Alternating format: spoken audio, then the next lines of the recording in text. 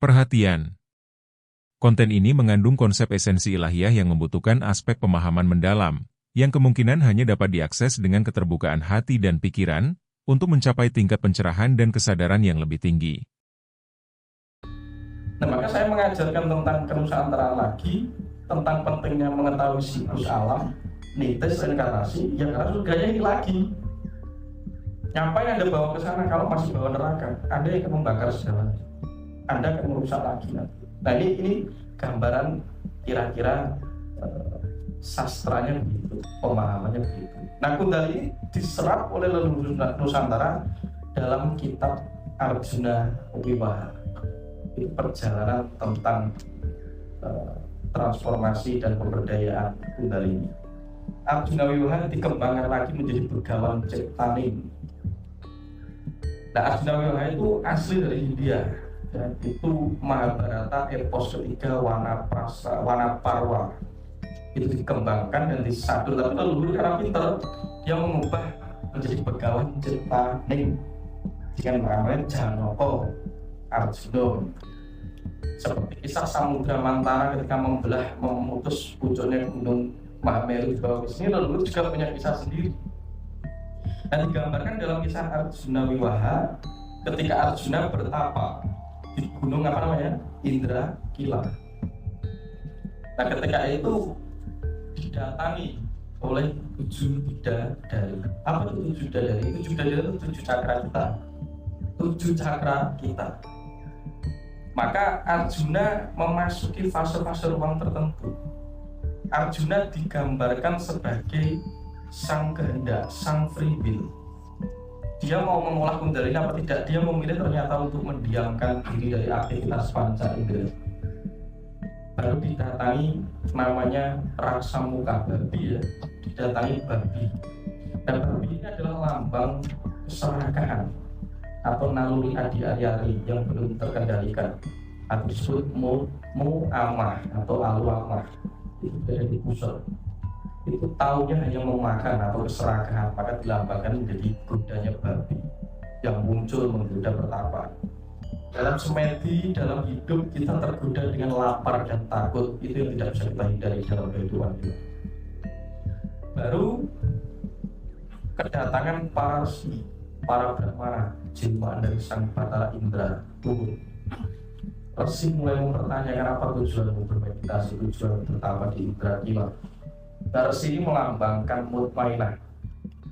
Kalau tujuan bertapa hanya untuk memperbesar egomu atas tirakat dan pelajaran spiritualmu, kamu tidak ada perilaku. Maka itu goda mutmainah, goda elemen air, maka wujudnya begawan yang sebenarnya menyesatkan. Akhirnya itu saya gambarkan sebagai ketakutan. Ketika kita takut dan lapar, ini yang membuat kita menjadi terdistraksi atas sesuatu yang harusnya kita kerjakan jadi tidak kita kerjakan, karena kita hanya menjadi mesin yang diprogram secara sistematis, otomatis oleh peradaban, oleh lingkungan, oleh masyarakat dan lain sebagainya. Itu tidak efisien untuk kita karena kita memiliki kesadaran. Nah, yang membedakan makhluk lain dan manusia adalah kesadaran. Baru ketika mengembang lagi, ada gara-gara karena musuh terbesar yang disebut amarah. Siapa amarah itu disebut roba, amarah atau roda. Isinya bumi itu kama, roda. Kama itu birahi, bergerak terus jagat raya. Roba itu amarah. Terus isi dua ini sangat mempengaruhi dinamika hidup kita. Kalau kita tidak bisa menenangkan ini, terseret. Itu disebut Prabu Niwata Kawaca. Prabu Niwata Kawaca. Ketika amarah ini tidak ditangani, bayangkan, gambarkan Suralaya atau kahyangan para dewata bisa geger. Karena Niwata Kawaca ini mau mengambil si Dewi Supraba. Apa sebenarnya? Ini kemampuan leluhur menuliskan sastra. Karena Dewi Supraba inilah sebenarnya energi feminin atau Kundalini. Maka ketika itu amarah, nafsunya menggebu ingin mengambil Dewi Supraba. Karena ketika ada amarah berlebihan, orang itu haus. Maka orang yang amarah itu dikaitkan dengan cakra seks. gampang nesu pasti seksnya bermasalah. Maka Dewi Supraba ini dilambangkan personifikasi cakra muladhara, mau dinikahi, tapi para dewata tidak setuju. Kenapa itu? Kok bisa tidak setuju? Karena seks yang akan dilakukan dengan amal itu hanya pelarian. Maka si Kundalini ini tidak bisa ditransformasi, hanya dijadikan pelarian sesaat, tidak ditransformasi. Karena bersifat panas dan berbahaya, maka butuh bantuan yang dinamakan Arjuna. Nah, Arjuna ini melambangkan dari kontrol kita yang disebut kehendak. Kalau kita bisa mengontrol kehendak kita bisa mengelola apapun saja. Semakin dikembangkan kesadaran kita, semakin bagus kesadaran atau kehendak kita atau free will kita. Karena free will kita, kehendak bebas kita itu dipengaruhi oleh ruang sadar kita. Ruang sadar itu juga merupakan ruang mindset. Kalau Anda memiliki keyakinan A, free will Anda hanya dibatasi oleh keyakinan Anda. Padahal pilihan Anda lebih banyak di Jakarta ini. Tapi gara-gara keyakinannya fanatik di situ, ya pilihan terbatas itu. Ini gambaran sastranya. Nah, akhirnya setelah habis bertapa, ketika babi itu dipanah, mati, ada seorang satria yang mengaku aku yang memanah babinya, padahal yang memanah Arjuna. Ternyata malihannya adalah Bathara Guru atau Bathara Sang Yang Mahasiwa. Nah, ketika diberi panah namanya Pasupati. Nah, panah Pasupati itu adalah teknik pemusatan pikiran dan konsentrasi untuk meningkatkan kundalini. Pakai itu titis yang pikir, jadi mengarahkan seluruh aktivitas kita, aktivitas sadar kita kepada titik kundalini. Sadar ruang waktu, maksudnya sadar ruang waktu, belum sadar yang bersifat gaib, sadar ruang waktu.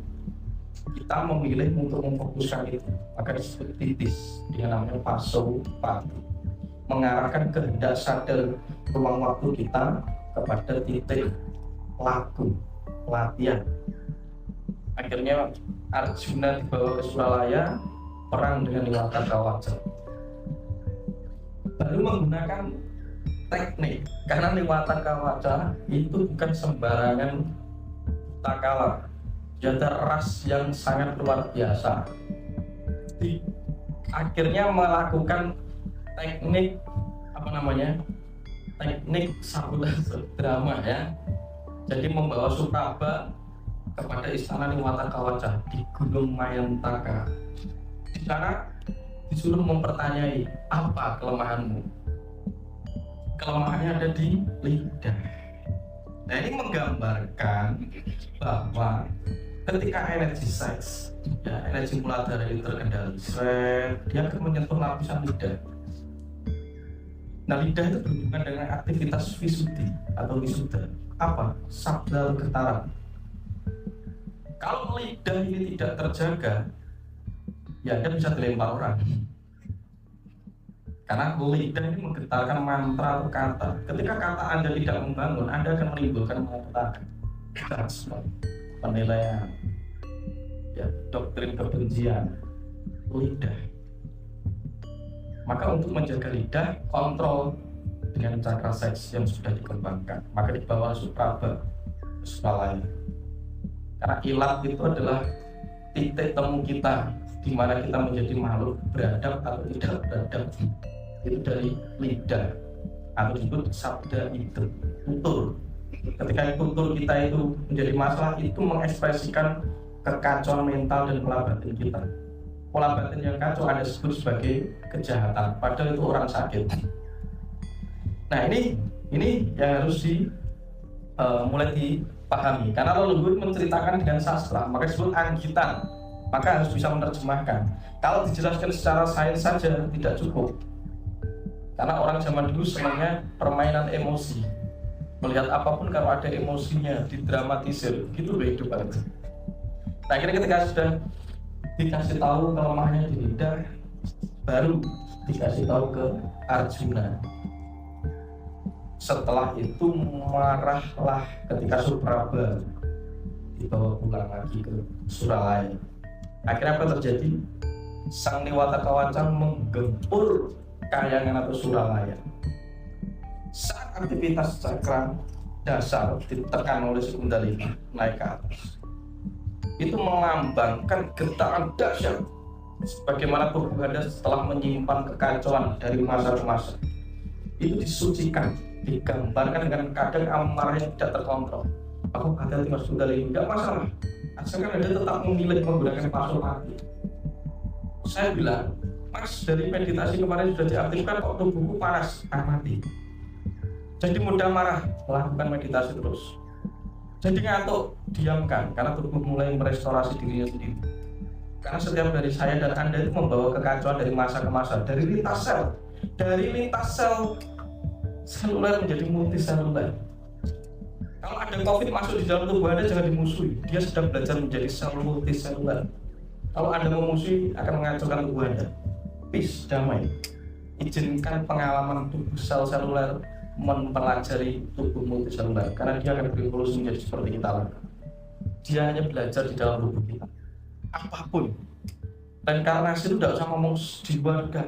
Wortel saja bisa menjadi nutrisi dan ikut hidup dalam tubuh.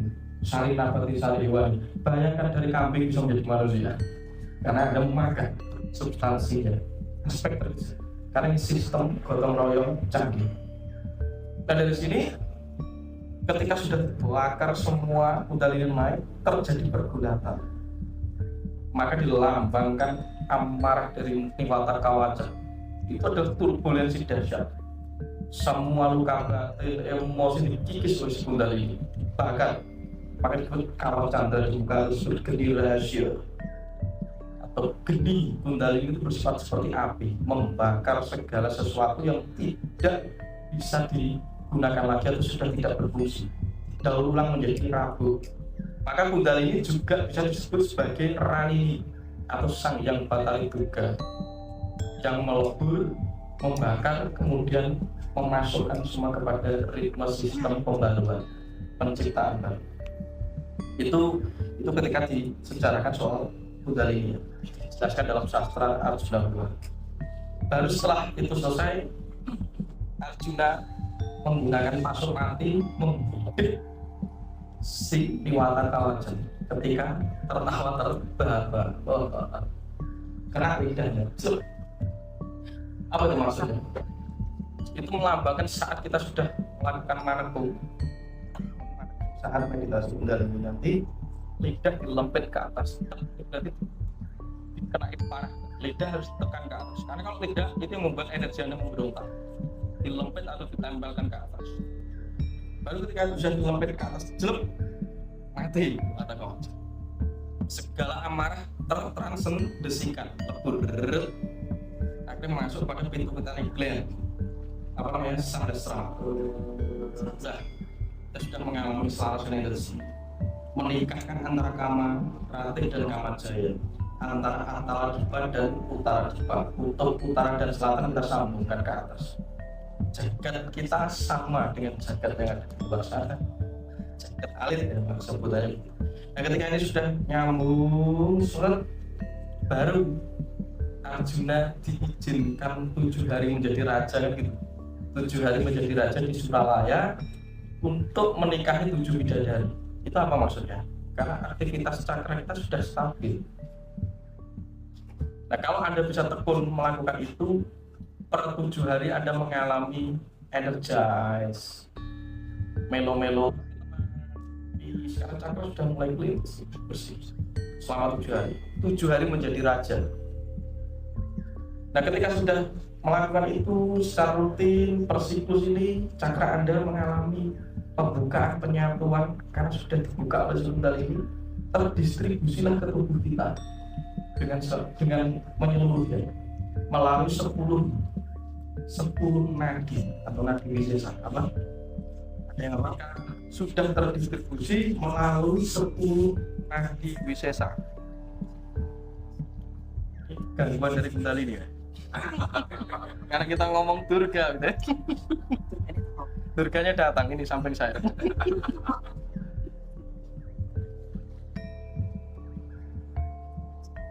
Nah, ini kurang sajen beneran ya.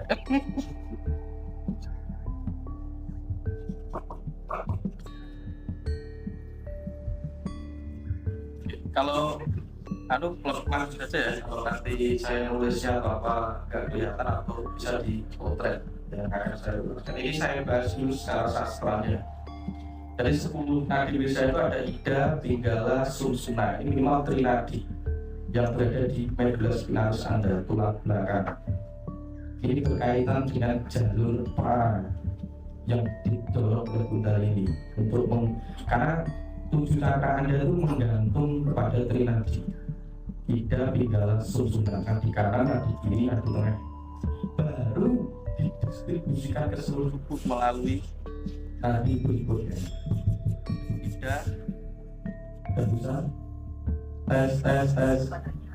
Oh, baterainya habis, kurang sajanya karena baterainya habis. Bukan kurang kembang ya, tapi memang baterainya habis. Sudah? Oke.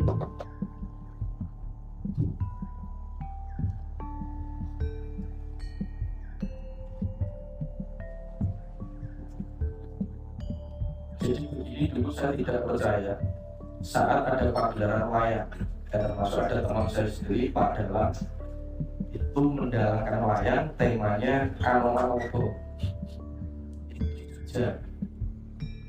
Karena saya sudah bilang, Pak, walaupun itu pagelaran budaya, sakralitas yang dimaksud oleh leluhur itu karena ada energi yang bekerja saat Anda memainkan lakon-lakon dalam perwayangan. Bukan hanya sastranya saja dimainkan, nggak bohong semua main, bledus sound systemnya. Saya tidak percaya, listriknya konslet semua. Wah, dibilang lagi, kembangkan lakon namanya Broto Yudo Joyo Binangun. Padahal tidak semua dalam berani. Akhirnya tidak hanya listrik di dalam konstelasi permainan sound systemnya, tapi tubuhnya akhirnya sedo, meninggal. Banyak dalang yang memainkan Broto Yudo Joyo Binangun sedo. Serasa saya yang berhasil berani memainkan itu kalau tidak salah cuma Pak Mantep ya, sama Kinarto Sabdo. Selain itu out karena listriknya hancur, karena Broto Yudo itu goro-goro. Dan ketika vibrasi gong dung dung dung dung itu meningkatkan getaran yang luar biasa, dan itu mengkacaukan sistem kita. Sel itu bisa berbalik, sel itu bisa hancur ketika vibrasinya dipercepat. Akhirnya sel akan memakan dirinya sendiri, listriknya kacau, konslet, dead. Seorang namanya serangan jantung saat manggung. Nah, percaya tidak percaya itu sering terjadi. Bukan berarti ini tahayul, bukan berarti ini Google Tuhan, kasus nyata. Kalau ini emang energi. Seperti ini tadi mungkin kurang sajanya baterai yang habis. Ya nggak apa-apa, kita aturkan sungkem engine itu untuk menetralisir energi.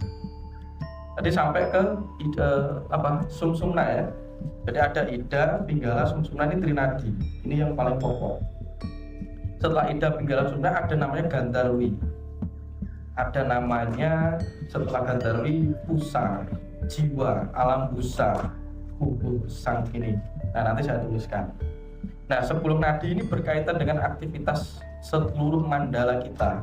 Mandala Parwata. Mandala Parwata itu disebut gunung di dalam diri kita, bukan cakra ya, gunung. Jadi nanti ada gunung Windya itu hati, gunung Mahameru itu jantung, itu harus berhubung, tidak boleh terpisah. Sekali terpisah sistemnya aus. Dan itu basicnya, dasarnya Kundalini. Kalau Kundalininya bermasalah, ini pasti mengalami permasalahan karena ini sistem, satu bagian sistem. Nah, ini dilambangkan pecah, akhirnya membelah menjadi 10 Prabu Niwata Kawacaya, melambangkan 10 nadi yang mulai mendistribusikan Kundalini ke seluruh tubuh. Baru Arjuna bisa menikmati 7 bidadari, bisa menjadi raja, bisa menikmati ketenangan atau fenomena asketik dari dalam. Karena hormon-hormon di pineal gland itu aktif, oksitosin, semuanya aktif, hormon-hormon baik aktif, endorfin, yang mengalami peace. Tidak ada rasa mempertahankan diri, yang ada adalah menikmati aliran. Nah, itu disebut ya tan keno kino yang ngopo, suatu pengalaman asketis yang luar biasa selama 7 hari. Maka ngebleng itu juga 7 hari pertama, dari 1 hari, 3 hari, 7 hari. 7 hari ini sistem melakukan perbaikan, sistem mengizinkan pengalaman terdalam. Baru di sini Arjuna duduk dan rindu kepada keluarga, rindu kepada Pandawa, rindu kepada Kunti, rindu kepada semua yang ada di Hastinapura. Karena pada waktu pertama niatnya hanyalah untuk menolong kakaknya si Yudhistira untuk merebut Hastinapura, dalam sastranya begitu. Nah ini maksudnya apa? Ya maksudnya ketika Anda itu sudah mencapai titik level tertentu dari pengalaman spirit, dari pengalaman higher self Anda, ya bukan berarti Anda terus tidak menjadi apa-apa, ya harus turun lagi ke bumi karena masih ada karma. Nah seringkali ada kesalahan bahwa seorang yang sudah mencapai titik spiritual tertentu, posisi begawan, seperti Mas Tuju itu juga berhubungan dengan dunia fisik. Bukan begitu. Jadi kamu masih punya laku, tanggung jawab atas karma. Bedanya apa? Kalau sudah menggunakan Kundalini, ketika kamu melakukan, kamu masih harus bertanggung jawab seperti Arjuna. Dia tetap harus bertugas sebagai satria nanti perang di Bharatayuddha Jaya Pinangun. Dan Bharatayuddha Jaya Pinangun perang dengan tanggung jawab kita masing-masing, misi kita di dunia ini. Bukan berarti setelah mendapat pencerahan dia mengasingkan diri. Jadi memang ada beberapa tingkatan dalam aspek pendidikan di Kadewa Guruan Nusantara, tapi bukan berarti itu kondisi kedudukan bahwa kamu harus mengikuti itu. Itu cuma ritme. Jadi kalau pertama kesadaran manusia itu disebut brahmacari atau murid, pelayan. Tugas dasar kita itu pelayan, makanya ada dididik untuk tata krama baik sama orang. Setelah jadi pelayan yang benar, Anda memasuki fase berikutnya disebut grasta, itu berkeluarga. Berkeluarga itu berarti memahami hakikat sebuah hubungan. Karena semua yang ada di Jagat Raya ini adalah keluarga kita. Maka orang Jawa tidak pernah menamai sesuatu di luar dirinya adalah menganggap benda, tapi memberi nama. Keris, rumah itu diberi nama. Sebagaimana itu keluarga. Karena ada partikel atom yang ada di sana juga ada di dalam diri kita. Baru setelah itu wanaprastha. Wanaprastha itu mengundurkan diri, mengasingkan diri dari aktivitas duniawi. Itu bukan berarti kamu nyingkrih atau apa, itu cuma teknik mengatasi mental kemelekatan sebenarnya. Bukan berarti kamu tidak berkumpul lagi dengan manusia, bukan. Selama kamu masih punya karma, itu tetap ada tanggung jawab di ngarsa podo. Maka dilambangkan grasta, ke hutan. Baru sayasin atau abhisuka, kondisi wisdom, ketenangan yang setenang-tenangnya. Nah ketika Arjuna sudah mendapatkan ini, bukan berarti Arjuna tidak netepi karmanya sebagai seorang satria, tetap turun ke bumi sebagai satria, tapi sudah dengan perlakuan, dengan treatment kesadaran yang berbeda saat berhadapan dengan dinamika yang terjadi di luar dirinya. Karena itu urusan dengan utang karma. Jadi bukan berarti spiritual itu wong lumpuh gitu cuma duduk, bukan. Saya mengajarkan ini, para leluhur Nusantara memiliki kecerdasan, ini adalah sistem. Kalau Anda mau berprakarya, berprakarti, maka benahi budi. Budi itu berarti recharge energi sebelum Anda bekerja. Maka dikembangkan dalam tradisi agama namanya ibadah, itu recharge energi. Sebelum Anda beraktivitas, ya semedi, ya pernapasan, itu untuk ngecas tubuh, baru digunakan lagi. Nah bedanya sekarang kan tidak tahu recharge energi. Ketika seseorang tidak bekerja dalam kondisi maksimal atau kondisi prima, dia tidak akan pernah mendapatkan kepuasan dan tidak pernah cukup dalam hidup. Berarti derajat bahagianya itu hanya di dalam dirinya. Karena ini sistem. Karena kita tidak mempelajari sistem, hakikat sistem kita, ya hidup kita isinya cuma stres, depresi, dan mempertahankan diri defensif terus-menerus. Itu bukan manusia.